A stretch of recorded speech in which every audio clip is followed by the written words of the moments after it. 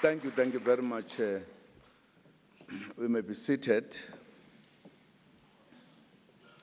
Minister, I don't think it's a correct way of introducing a person to say he needs no introduction. Can't be right. Madiba taught us a lesson one time about taking things for granted that you know, or you know a person. He was on holiday in Bahamas.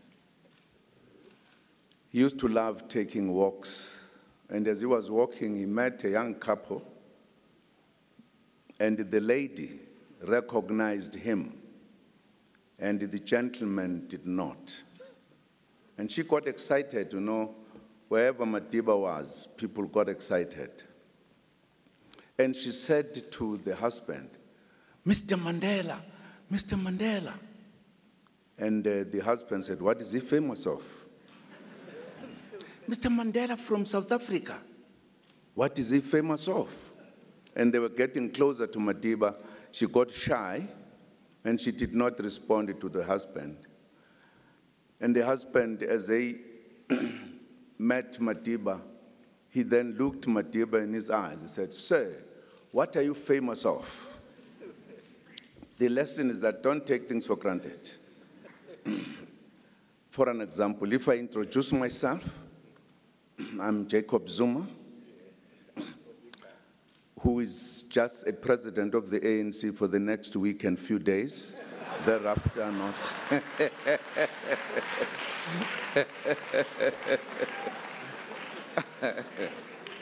Some people don't know. They think in January I will still be the president of the ANC. Not at all. I will be just an ordinary member. Well, thank you very much, Minister of Energy, Mr. David Mahlobo, Deputy Minister of Energy, Thembi Majola, honorable ministers and deputy ministers who are present here, honorable members of Parliament who are with us, members of the Diplomatic Corps who are with us here, invited speakers who will make a contribution in the process of this gathering, distinguished delegates, and all those who are here, good morning to you all. We are happy to join you at this important gathering, convened to discuss a crucial sector of our economy. We also meet just days after the encouraging news that South Africa's economy grew by 2% in the third quarter of 2017, boosted by the strong performance of our agricultural sector. Mining and manufacturing also contributed significantly to the recorded growth.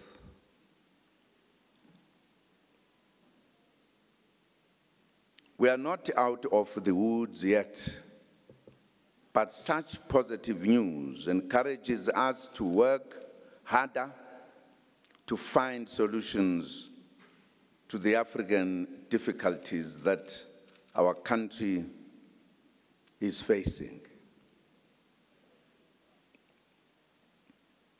The energy sector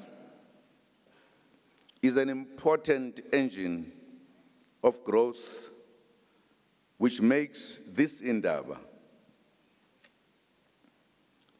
quite opportune as we continue to search for ways of reigniting growth in our country.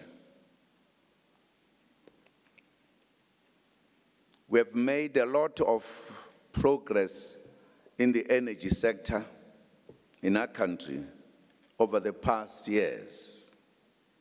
I will mention just a few. The country has one of the most acclaimed renewable energy independent power producer programs in the world.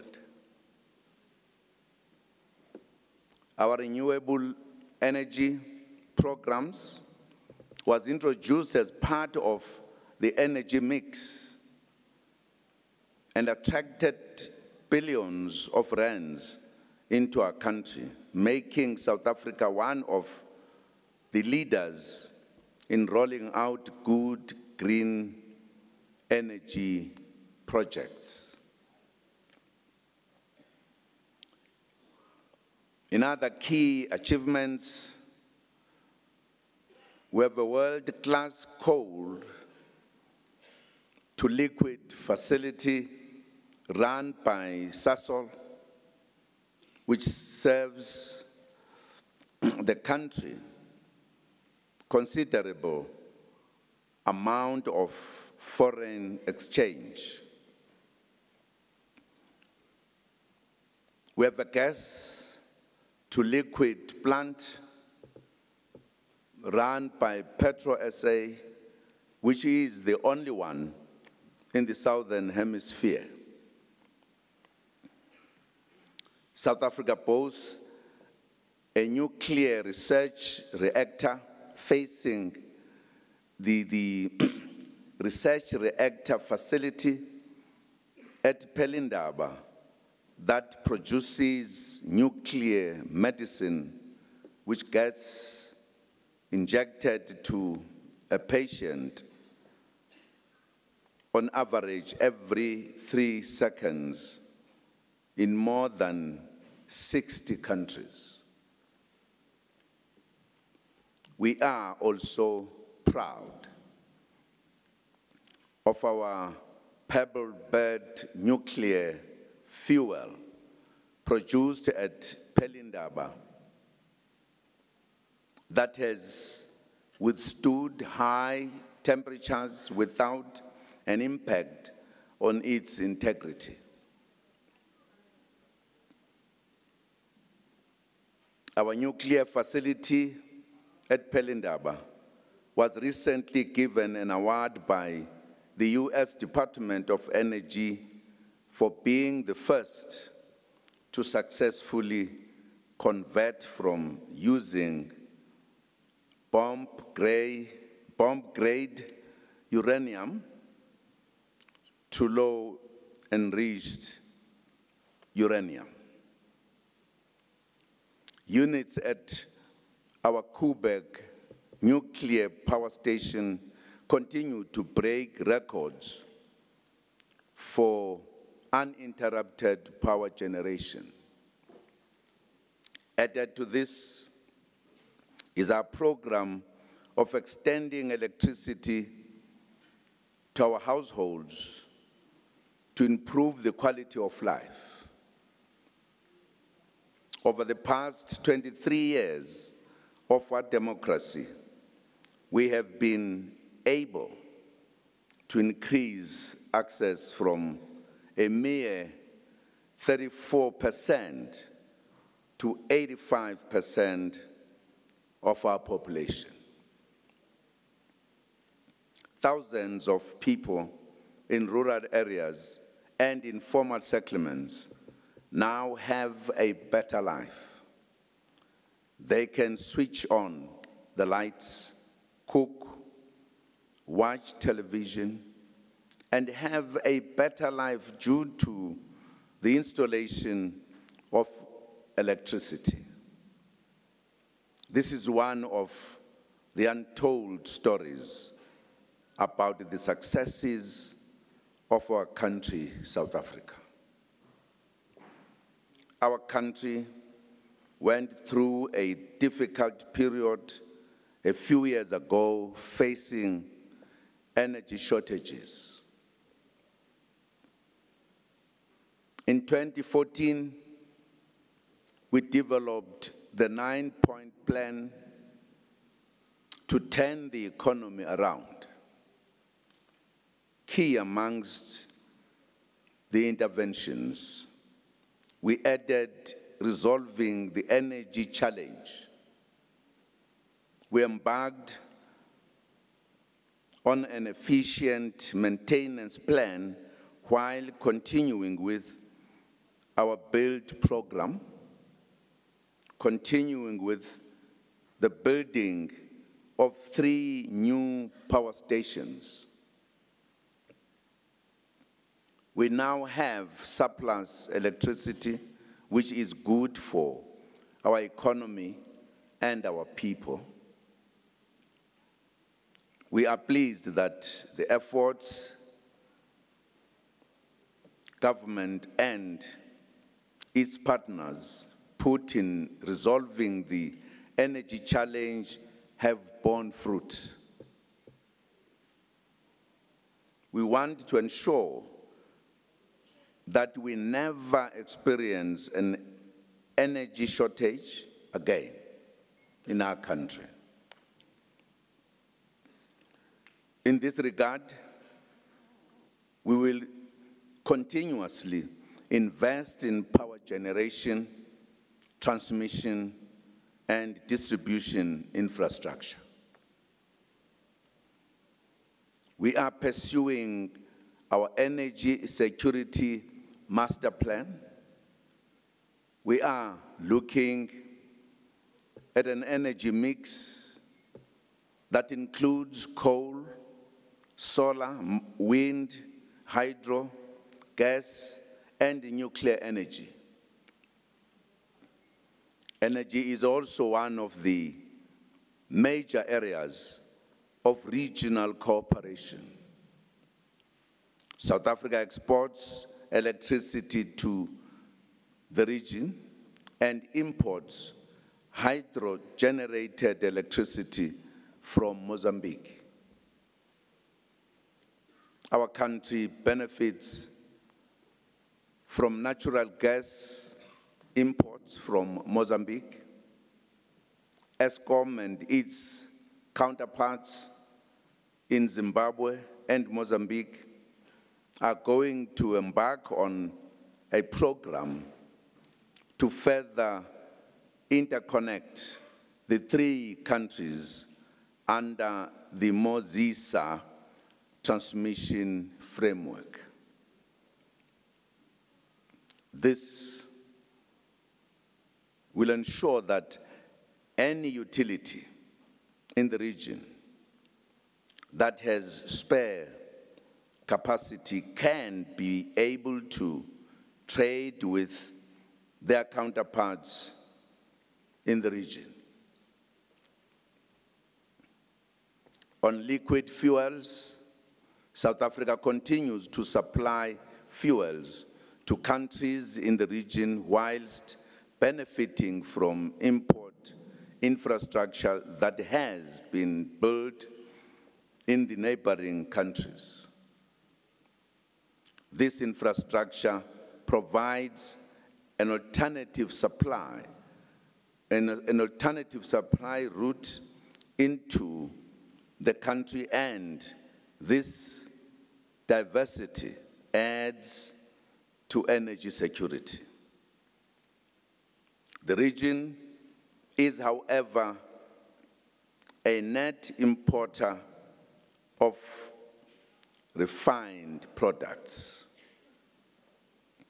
There is thus a need to invest in new refining capacity that will benefit the region as a whole. On regulation, our national energy regulator, NERSA, continues to harmonize electricity regulation in the region with its counterparts under the auspices of the Regional Electricity Regulators Association. As we deliberate I urge you to reflect as well on how we can take regional cooperation further in SADC, in the energy sector in particular. One of the reasons why we are emphasizing on energy, I know that there's been a long debate about the types of it. The fact is that without energy, there will be very little economy. But energy is indeed a catalyst. With energy, you can grow your economy to become bigger and bigger. It's an advantage. And that's why I'm happy to see many of you here to discuss this matter. This Indaba, this Energy Indaba, takes place at a time when the offshoots of global economic recovery are being threatened by ever-increasing energy costs. The price of crude oil has more than doubled in a space of 24 months. Decisions taken by the oil-producing countries in the past week to maintain quotas on oil production will put added pressure on oil importing economies such as ours. This week, South Africans are reeling from the increase of petrol and diesel prices. However, we are aware that these high oil prices also benefit oil-producing economies in sub-Saharan Africa and bode well for their GDP growth. As government, we will need to intensify efforts under the auspices of Operation Pakisa, Oceans Economy segment, to accelerate the exploration for oil and gas on South Africa's offshore domain. Distinguished delegates, as we speak about the need to promote long-term energy security, we should also remember that transformation in this sector is paramount in order to ensure sustainability into the future.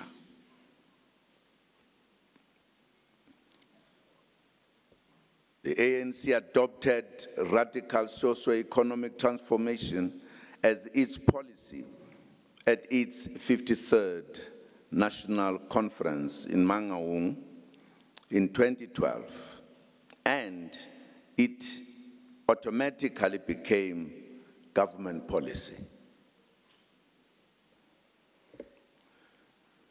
The ANC has defined radical economic transformation as referring to fundamental change in the structure, systems, institutions, and patterns of ownership, management, and control of the economy in favor of all South Africans, especially the poor, the majority of whom are African and women.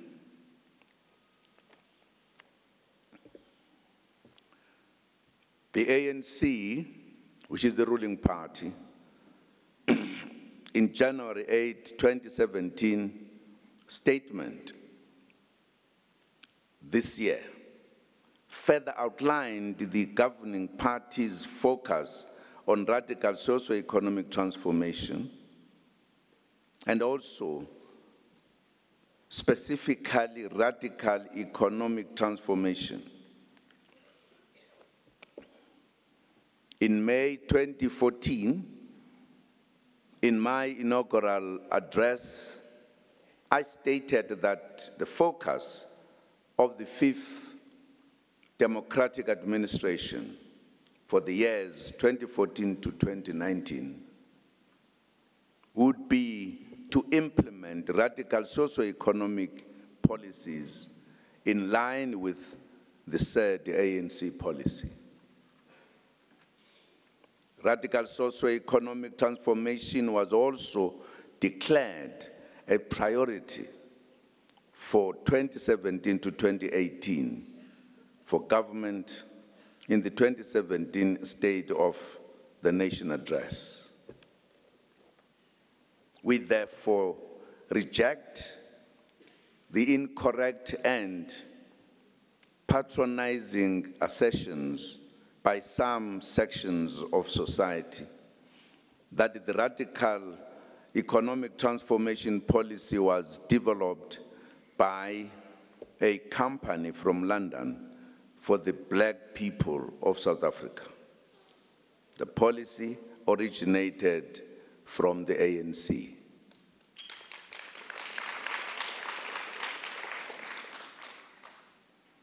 Together, we need to broaden the ownership, management, and control of the economy so that we can build a more sustainable future for ourselves. We invite local and foreign investors in the energy sector to ensure that their investments promote the participation of black people. We need to create strong local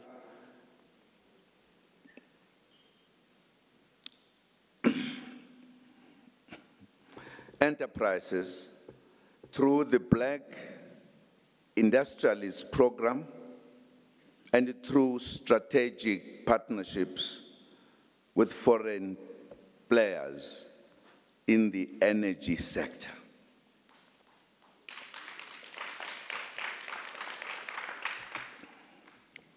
Discussions with business on the implementation of this policy are necessary so that we move together.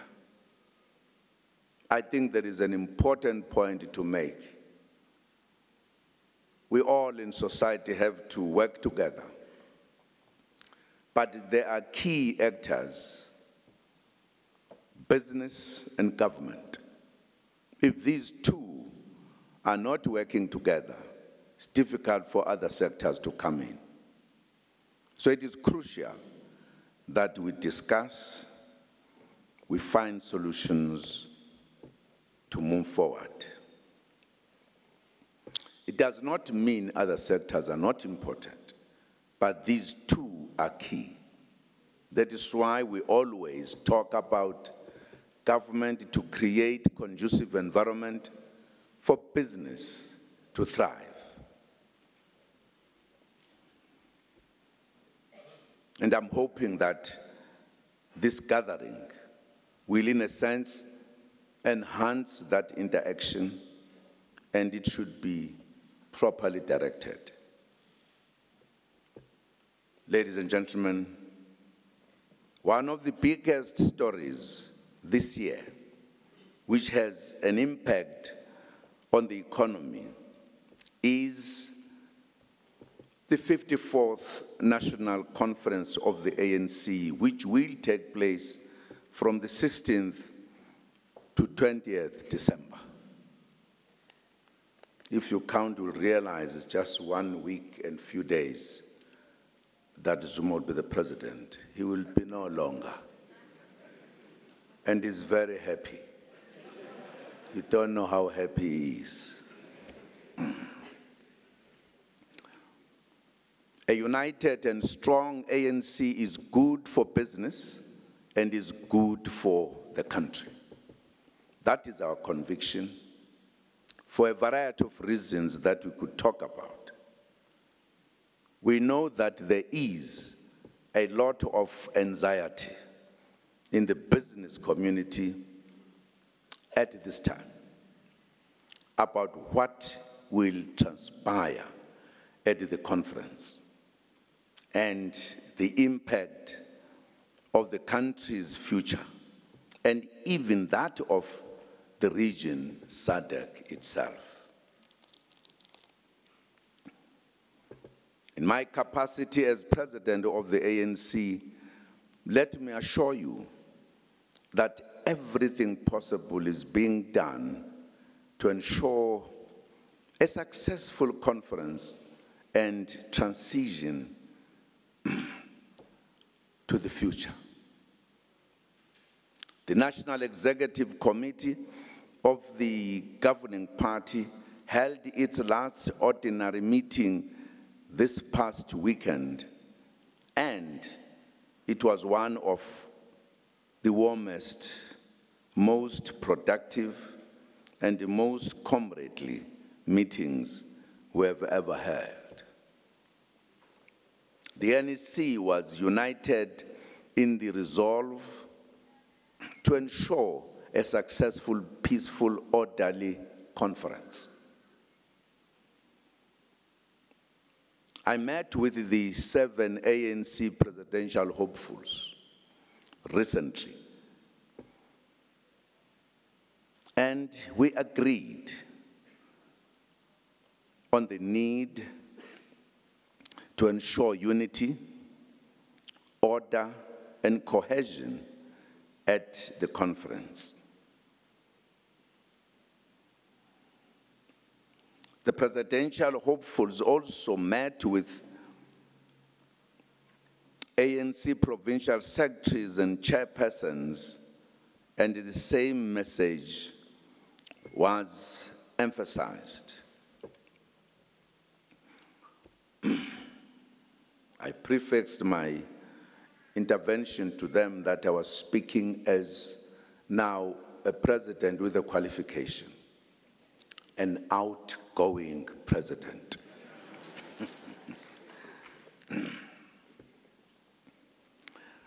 As I prepare to step down as ANC president at the conference, I will work with all comrades and colleagues to ensure a successful and seamless handover to the new leadership.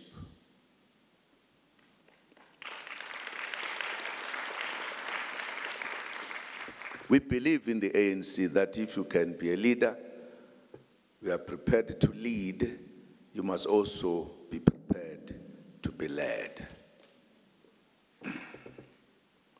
We need to unite as a nation and ensure that we face the challenges together and find solutions together as we build a prosperous South Africa. Ladies and gentlemen, you will engage in important deliberations over the next 2 days. I look forward to receiving the report of the conference and a program of action detailing how you believe we can use the energy sector as a catalyst to reignite our economy and improve the quality of life of our people. So there are greater expectations to this gathering. And I'm also happy that foreign countries and organizations are represented. Because having said we need to work together in South Africa, but we need to work together, all of us, globally. We need it to benefit all of us. If South Africa has the raw material, it must also have an opportunity to beneficiate so that business could be balanced. Ladies and gentlemen, distinguished participants, I wish you a successful Indaba. Thank you very much.